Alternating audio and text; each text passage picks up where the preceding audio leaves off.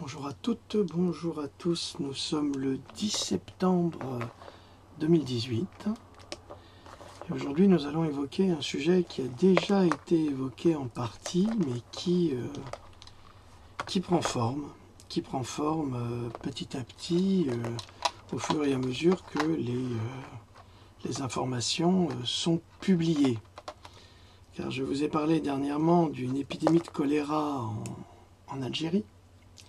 Et je vous ai donné les remèdes pour vous soigner avec. Mais ce n'est pas la seule épidémie qui arrive, il y en a d'autres. Et elles sont terribles. Et c'est ce dont nous allons parler à présent. Je mets des petites choses en place là, excusez-moi. Donc, il se trouve qu'actuellement, le Yémen souffre en 2018 d'une terrible épidémie de choléra, avec plus de 400 000 victimes déclarées à ce jour. Cette épidémie touche également les pays limitrophes, comme nous l'avons découvert il y a 15 jours, à travers l'Algérie. Israël, cet été, a été touché également, et risque de s'étendre sur tout le Maghreb dans un épouvantable retour de flamme. Le choléra est causé par une bactérie dénommée Vibrio cholera.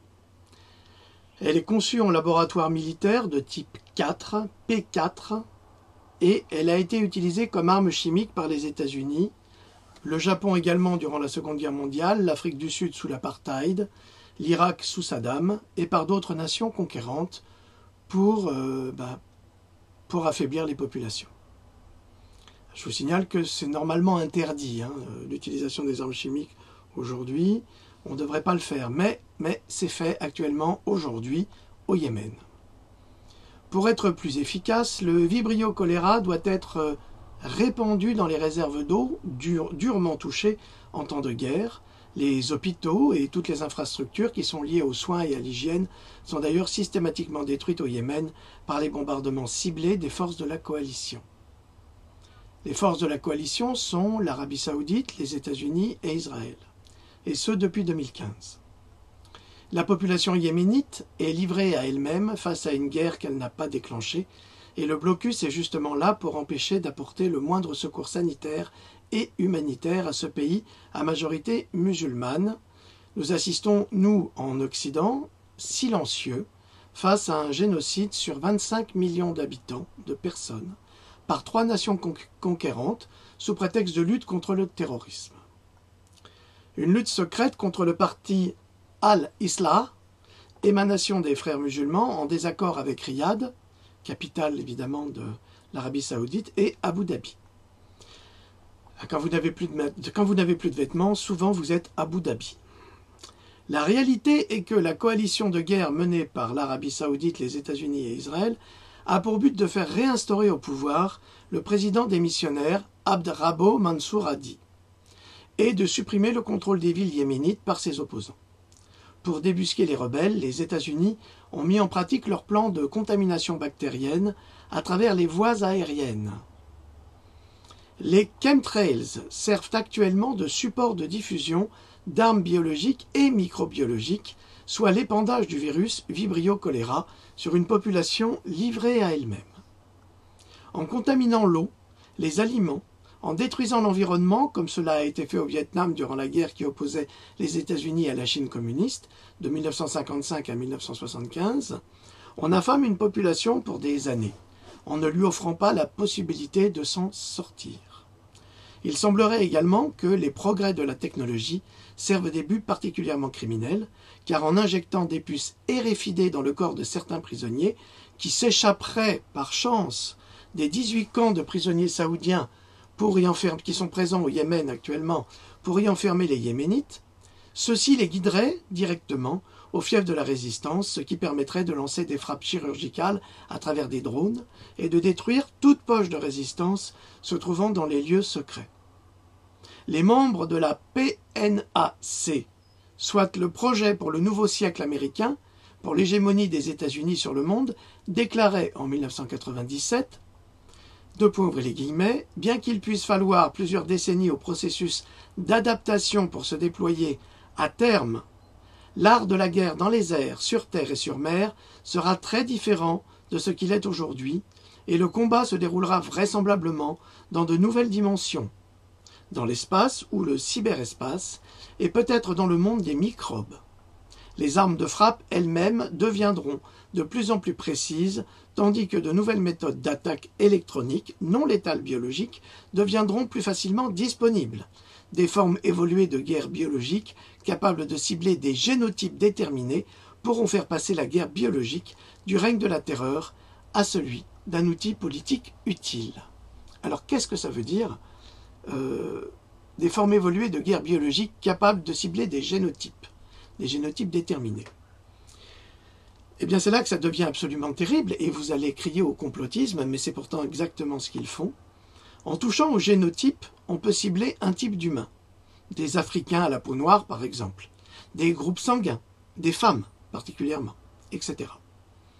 En 2002, sous l'impulsion de Rolf Wolfowitz, cette administration adoptait The National Security Strategy of the United States of America, qui présentait la conception de guerre préemptive selon laquelle les États-Unis ne se limiteraient pas à des actes de guerre défensive, mais exécuteraient des actes de guerre contre tout pays prétendument sur le point de les attaquer. Alors, qu'est-ce que ça veut dire ça aussi? Vous imaginez le Yémen, qui n'est pas un pays particulièrement développé, qui serait susceptible d'attaquer les États-Unis. Alors pour éviter cette attaque, les États-Unis n'auraient d'autre solution que d'attaquer le Yémen. Ça, c'est écrit en 2002 dans le National Security Strategy des États-Unis d'Amérique.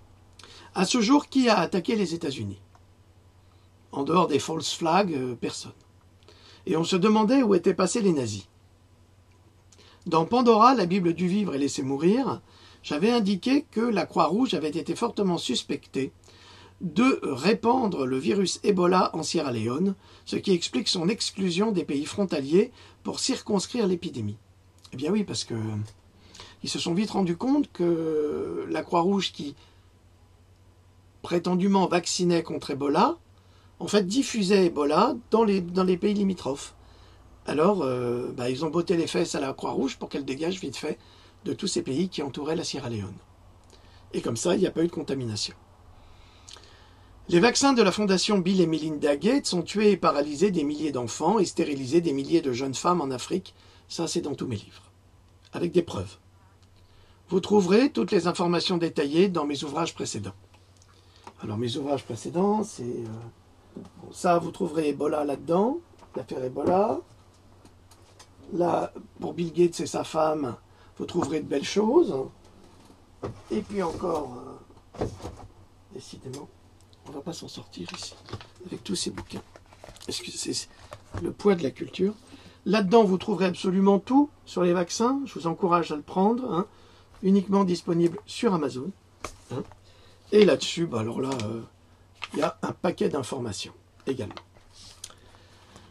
Voilà, alors tout ça je l'ai marqué dans tous ces volumes à chaque fois. J'ai amplifié, enrichi, remis au goût du jour avec de nouvelles informations. Donc vous pouvez trouver toutes ces informations dans tous mes livres, avec des liens bien sûr, parce que je ne dis pas n'importe quoi comme certains qui s'amusent à dire tout et n'importe quoi sans jamais apporter de justification. Tous mes livres sont hyper documentés, avec une bibliographie et avec des liens en permanence en bas de page. C'est presque un deuxième livre. Si on faisait que les liens, ce serait qu'un deuxième livre. Vous trouverez donc toutes les informations détaillées dans mes ouvrages précédents, donc je vous les ai montrés. L'ONU qui est toujours présente dans ses actions, des actions de guerre, soi-disant pour apporter son aide, déclare que l'épidémie de choléra au Yémen est la plus importante jamais enregistrée dans n'importe quel pays en une seule année depuis la mise en place des bases de données sur la bactérie, du choléra bien sûr. En effet, l'Organisation des Nations Unies a répertorié 100 000 cas de choléra, dont 789 décès au Yémen en juillet 2018. Aujourd'hui, si on compte toutes les personnes décédées répertoriées, il y en a 400 000. Ce qui est pour nous est énorme. Et pour eux aussi, parce qu'ils sont que 25 millions. Nous sommes 66, les 66 millions, ou 67. 66, le chiffre de la bête, comme par hasard. L'Amérique, c'est 330 à peu près. La Russie, c'est pas beaucoup, je crois que c'est 180 millions. C'est peu. Petite population pour énorme territoire. Quelles sont les conséquences à notre niveau? Les conséquences du choléra, puisqu'il est à nos portes, hein, il est aux portes de l'Algérie, au Maroc, il peut sortir n'importe quand. Donc, quelles sont les conséquences? Eh bien, elles sont importantes du point de vue sanitaire, car 25 millions de Yéménites risquent d'être contaminés et porteurs de virus. Parce que quand vous avez le choléra, vous développez aussi une quantité d'autres pathologies. Que certains d'entre eux, de ces Yéménites, tentent de fuir. Ils fuient la guerre, pour évidemment, ce sont des réfugiés de guerre, comme les Syriens maintenant, qui essayent de trouver des refuges dans les pays occidentaux où on n'est pas assassiné à tout bout de champ. Et donc ils font tout pour quitter le pays quand ils le peuvent. Et malheureusement, dans leur épouvantable transhumance, parce que c'est une véritable transhumance, ils croisent et côtoient des habitants qu'ils contaminent à travers les pays, et qui en contamineront d'autres à leur tour s'ils parviennent en Libye à monter dans les bateaux des passeurs. Ils gagneront l'Europe sans le moindre contrôle sanitaire. Et alors, qui contamineront-ils à ce moment-là? La complicité des autorités européennes frôle le monumental en termes de bêtises ou de volonté de nuire. Aucun contrôle sanitaire, aucun soin prodigué, aucun traitement accordé à ces personnes qui se jettent des embarcations en Espagne et ailleurs. Alors c'est pas seulement les Yéménites, hein, c'est rarement les Yéménites parce que c'est difficile pour eux de sortir, mais aujourd'hui, énormément de réfugiés d'Afrique subsaharienne se jettent dans ces barques, en échange évidemment. Ils signent des contrats, hein, c'est pour ça qu'ils ont des téléphones modernes, mobiles, au dernier cri, parce qu'ils sont en contact avec non seulement leur famille, mais ils sont aussi en contact avec leurs passeurs qu'ils doivent rembourser. Parce que le passage, c'est quand même 11 à 13 000 euros par personne. Il faut savoir que c'est toute une organisation criminelle. Et donc quand ils arrivent ici, leur objectif, c'est, quoi qu'il arrive, faire de l'argent.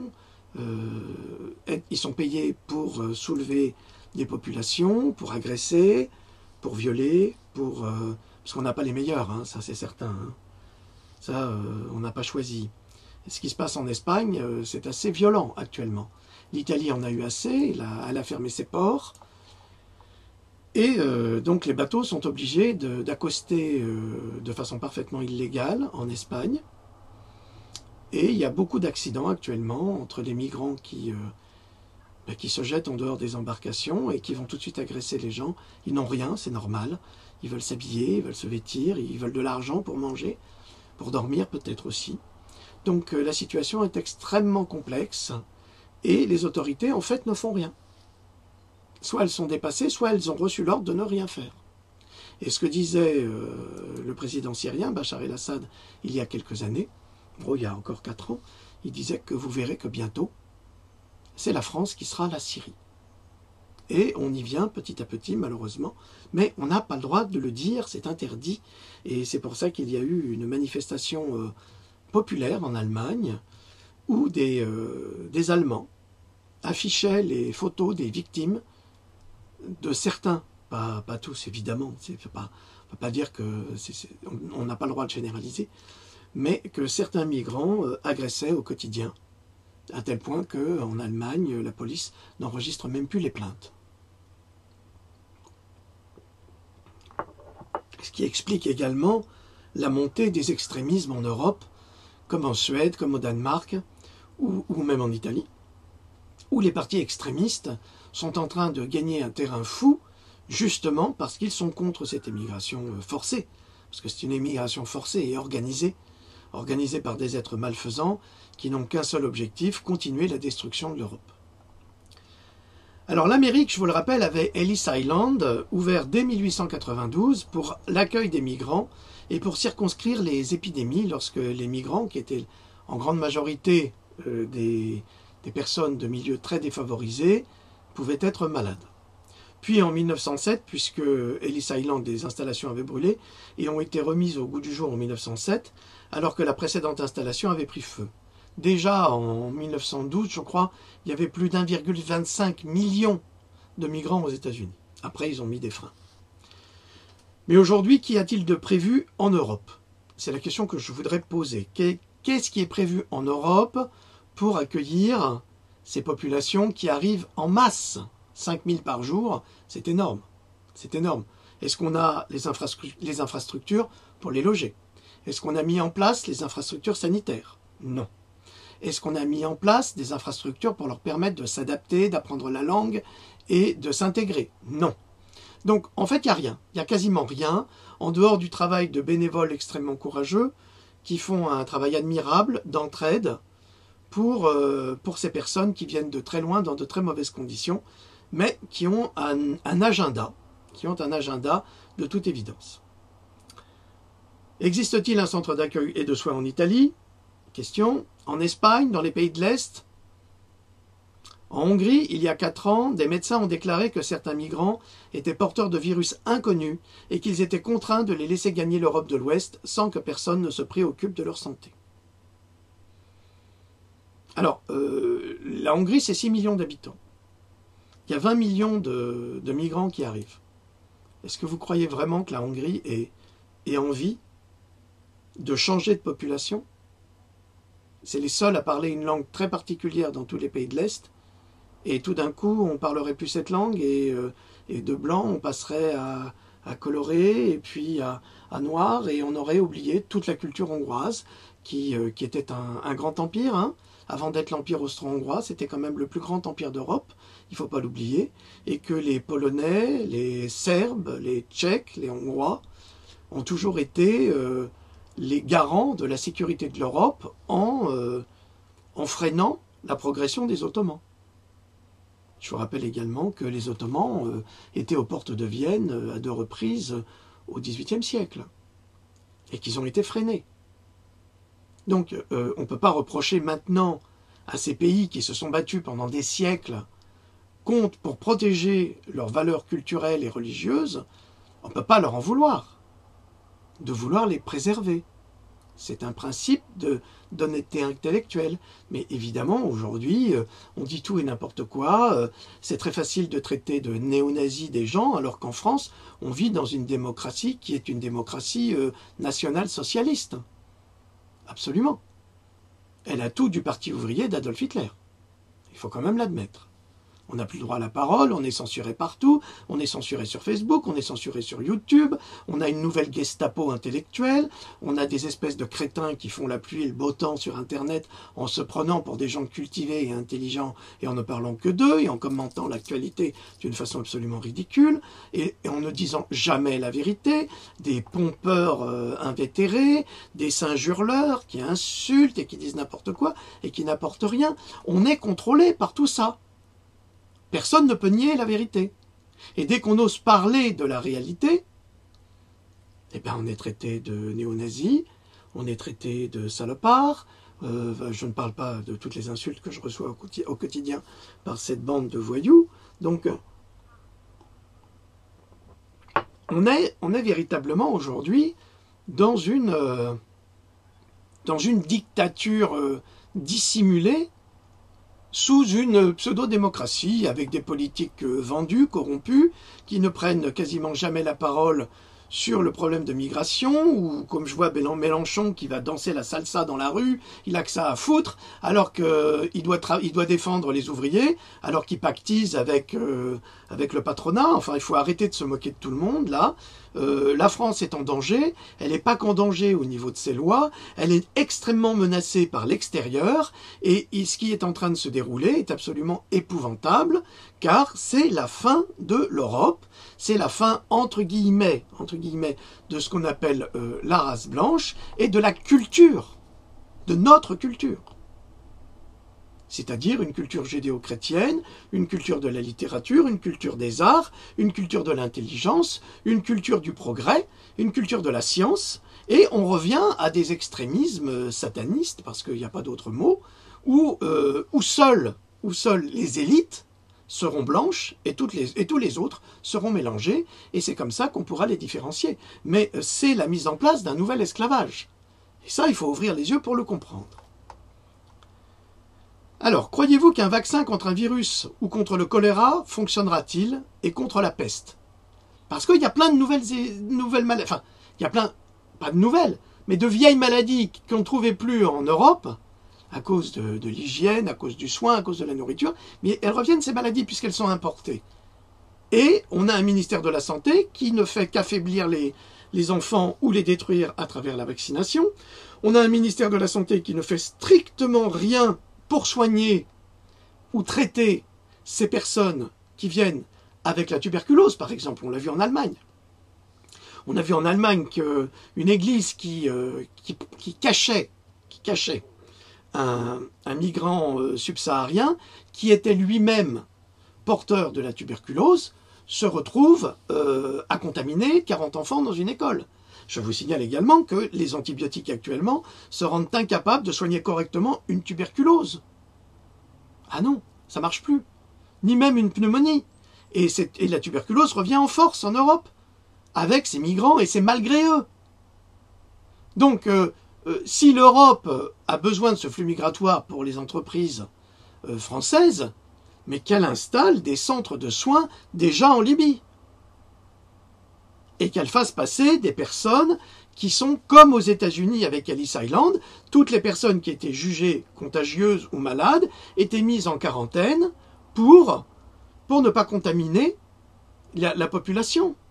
Or, qu'est-ce qui se passe en ce moment? C'est tout à fait le contraire. Si vous voulez passer un chien ou votre chat d'un pays à un autre, il y a des quarantaines. Vous ne pouvez pas.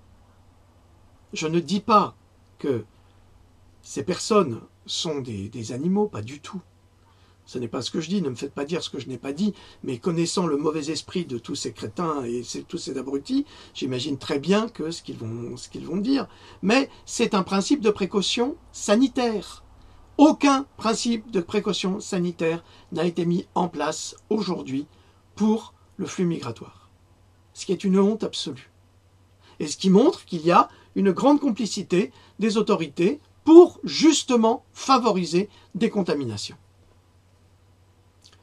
Alors on meurt de pneumonie à l'hôpital aujourd'hui, on meurt de staphylocoque à l'hôpital aujourd'hui. Il y a en Allemagne des hôpitaux qui sont exclusivement réservés pour traiter les patients victimes de staphylocoque, alors vétérinaires, bouchers, femmes au foyer. Si vous vous coupez par exemple en coupant de la viande de volaille, de la viande de bœuf ou n'importe quoi, eh bien, les staphylocoques vont directement rentrer à travers votre coupure et vous contaminer. Et on ne pourra pas vous soigner, en tous les cas, on ne pourra pas vous soigner avec les moyens qui sont proposés par la médecine allopathique. Ça, c'est certain. Alors, on continue. Les poux dans les écoles sont accompagnés par la gale aujourd'hui. La gale qu'on n'avait pas vue mais depuis des décennies. Et elle vient comment, la gale? Eh bien, elle vient avec ce flux migratoire et ces personnes qui ne sont pas traitées, qui ne sont pas soignées et qui contaminent tout le monde autour d'elles. Les punaises, par exemple, les punaises de lit, conquièrent les hôtels dans le monde occidental. On en parle à peine. La vermine dont l'Occident s'était débarrassé revient en force. Et la question que je pose, est-ce que cette vermine fait partie des nouvelles plaies d'Égypte? C'est la question que je vous pose, parce que les poux, ok, la gale, c'est plus dur. Les punaises dans les lits, c'est épouvantable, parce que ça vous rend malade. Hein. La punaise, c'est quand même un acarien qui va venir creuser des galeries dans votre peau, sous votre peau, pour y pondre des œufs, ressortir et faire d'autres galeries. Vous devenez un véritable gruyère alimentaire pour ces acariens. Vous devenez la nourriture. C'est comme la guêpe chasseresse qui va pondre son œuf dans sa victime. Et son œuf va se nourrir de cette victime vivante. Cette larve va se nourrir pour devenir enfin une guêpe chasseresse. Eh bien, c'est exactement pareil. Alors, ça devient une catastrophe sanitaire dont personne ne parle, dont personne ne veut parler. Et le gouvernement Macron, alors là, c'est le silence total. On ne dit rien. La presse, c'est quasiment pareil. Il y a une chape de plomb qui est déposée dessus, ce qui devient absolument épouvantable, parce que vous pouvez attraper ça n'importe où maintenant. Et c'est pas pour paniquer, c'est juste pour prévenir. Alors maintenant, je voudrais faire une toute petite incursion dans un autre domaine. Je vois que, pour briser mon travail encore, des pseudo-intellectuels ou des pseudo-érudits veulent nous parler de la philosophie, la théosophie, l'anthroposophie de Rudolf Steiner. Alors Rudolf Steiner, je suis désolé, moi je le connais depuis 40 ans, donc et j'ai étudié. D'ailleurs j'ai ce petit livre-là depuis 20 ans, à peu près. 25 ans même, si c'est pas plus. Et alors, je voudrais dire à tous ces gens-là qui essayent de faire les gros malins, en essayant de détruire la philosophie de Steiner et en essayant de dire que c'est un néo-nazi, ou je ne sais quoi, parce qu'ils disent ce qu'ils veulent. Je leur rappelle que Steiner a quand même été assassiné par les nazis, hein, donc il a été empoisonné. Alors, il faut savoir que Rudolf Steiner, il s'adressait aux pauvres, il s'adressait aux ouvriers. Hitler s'adressait aux ouvriers, mais pas pour les mêmes raisons. Steiner s'adressait aux pauvres pour les informer. Et pour leur dire, pour leur expliquer ce que c'était que la vie et la nature. Là, je vais vous lire un tout petit passage de la préface de Marie Steiner, qui a été faite en 1925 à peu près, à la mort de son papa. On pourrait tout aussi bien donner le nom de dialogue à ces conférences, parce qu'en fait Steiner n'a jamais écrit de livre, il a juste fait des conférences. Car leur contenu à l'invitation de Rudolf Steiner fut toujours déterminé par les ouvriers.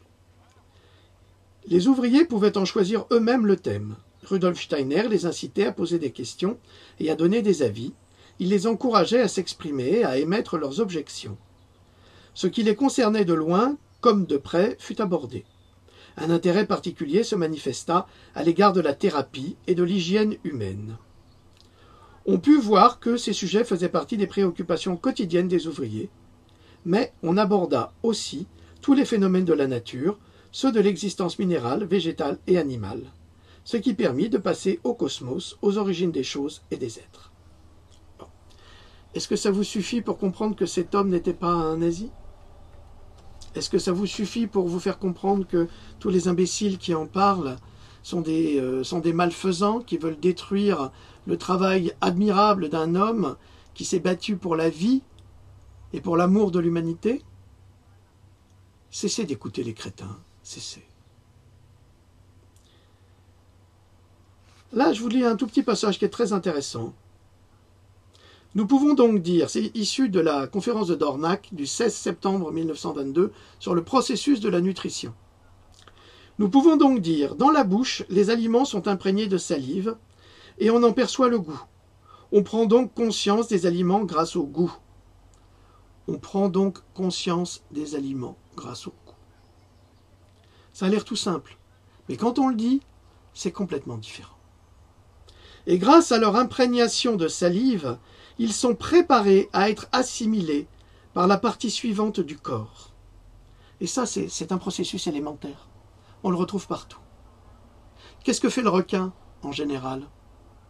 Le requin, il va vous toucher, c'est pas son rostre, c'est un autre terme, j'ai oublié. Il va vous toucher avec son museau, il va vous donner un coup, et dans ce coup, ça va lui donner tellement d'informations sur vous, il va vous scanner. Et il va savoir si vous pouvez correspondre à l'attaque qu'il va développer, et si cette attaque sera récompensée par une alimentation riche en graisse. Si vous n'êtes pas riche en graisse, il ne va pas vous attaquer en général, s'il n'est pas particulièrement affamé. Eh bien chez nous, c'est la même chose. Donc, et grâce à leur imprégnation de salive, les aliments sont préparés à être assimilés par la partie suivante du corps. Mais une substance déterminée doit se trouver dans la salive de la bouche, sinon les aliments ne pourraient pas être préparés de façon à être assimilables par l'estomac. Or à l'époque, on ne savait pas exactement, mais c'était les enzymes. C'est la structure enzymatique. Et il avait tout compris, Steiner. Tout. Il faut qu'il y ait une substance déterminée. Cette substance s'y trouve effectivement, et on l'appelle la ptyaline. Donc, dans la bouche, des glandes salivaires sécrètent la ptyaline. Et cette ptyaline, substance qui traite les aliments de façon qu'ils soient assimilables pour l'estomac. Voilà. Voilà le fameux nazi dont vous parlent les abrutis qui se prennent pour des grands sachants, les grands sachem, là, les gourous. Je reprends une autre conférence, un autre passage, je vous donne des petits passages, comme ça vous vous faites une idée. Hein, comme ça vous pouvez voir le méchant homme qu'était Rudolf Steiner, qui a dénoncé les francs-maçons et tous les satanistes qui vous contrôlent. Ainsi, nous pouvons dire, deux points. Le liquide alimentaire qui se compose désormais de sucre, d'albumine liquide, de glycérine, d'acide gras et de sel passe dans l'ensemble du corps. Seule la partie la plus épaisse passe dans le corps entier via les veines et les artères. Et c'est ainsi que des sels se déposent dans la tête, que des sels se déposent dans tous les autres organes sans passer du tout par le sang, mais en entrant directement dans ces organes. Or, voyez-vous, si les choses se passaient de sorte que l'homme sente continuellement tout le sel qui se dépose dans sa tête, il aurait sans cesse des maux de tête. Le fait d'avoir trop de sel dans la tête engendre des maux de tête. Vous avez peut-être déjà entendu parler des migraines. J'en ai moi-même déjà parlé. Voilà, alors vous trouverez toutes ces informations extrêmement intéressantes dans ce petit livre. Et c'est pour ça que je vous demande, s'il vous plaît, pour votre bonheur intellectuel, je vous demande, et spirituel, je vous demande de cesser d'écouter les abrutis et plutôt de vous intéresser vous-même aux choses et de lire vous-même ces conférences qui sont absolument passionnantes et qui peuvent vous sauver la vie dans plein de domaines parce qu'elles vous permettent d'accéder à des niveaux de savoir et de compréhension que jamais les abrutis de Facebook ne vous apporteront. Voilà, je vous remercie de m'avoir écouté. Petite capsule, ça suffit. Il y a eu des choses très importantes qui ont été dites. Je vous souhaite de passer... encore une petite chose. Qu'est-ce qu'il va faire, Jean Droit, qui va encore casser du sucre sur le dos des crétins? Eh bien non, parce que je les ignore. Ils ne valent pas la peine qu'on s'occupe d'eux. Ils sont tellement bêtes à manger du foin, comme le disait Louis-Ferdinand Destouches. Je voulais remercier du fond du cœur toutes ces personnes magnifiques et bienveillantes qui m'ont témoigné leur amitié sincère, et riche et profonde, avec des commentaires d'une grande intelligence, d'une grande sensibilité, avec des messages d'une profonde gentillesse. Je voudrais remercier chacune et chacun. Et Louloute vous remercie du fond du cœur, parce qu'elle a eu le cœur brisé à cause de vous, les malveillants, les petites ordures. Donc, nous vous remercions du fond du cœur, vous, nos amis sincères, que je ne nommerai pas pour vous protéger, parce que vous êtes des cibles pour ces abrutis. Donc je voulais vous remercier, et sachez que chacune de vos paroles a été a nourri un contentement, alors que sincèrement je me sentais très très seul dans ce combat, mais la solitude, ça me connaît, donc j'ai l'habitude. Mais néanmoins, cet acharnement thérapeutique a été particulièrement scandaleux. Je remercie également un jeune rappeur, mais vraiment, qui a fait une chanson sur Pandora. Et je le remercie. Il a fait... il aide énormément des personnes en souffrance en faisant connaître mon travail auprès des milieux du rap et autres, des gens intelligents qui sont eux aussi révoltés contre ce qui se passe et qui s'expriment souvent d'une manière pas tous les jours facile pour tout le monde, mais qui l'expriment avec le cœur et avec passion. Et je voudrais remercier du fond du cœur ce jeune homme pour avoir fait cela. Vous trouverez sa vidéo sur le net, vous verrez. Voilà, je vous remercie de votre écoute, de votre attention, de votre soutien. N'oubliez pas les Pandora. Le 5e, c'est pour très très bientôt. Là, la finalisation est en train de se faire. Ça va être encore du lourd, du très très lourd. Vous verrez. Et c'est pour ça qu'ils essayent de me freiner par tous les moyens possibles et imaginables. Mais ça veut donc dire que j'ai raison. Et je vous remercie pour cela, messieurs les abrutis et les méchants de service.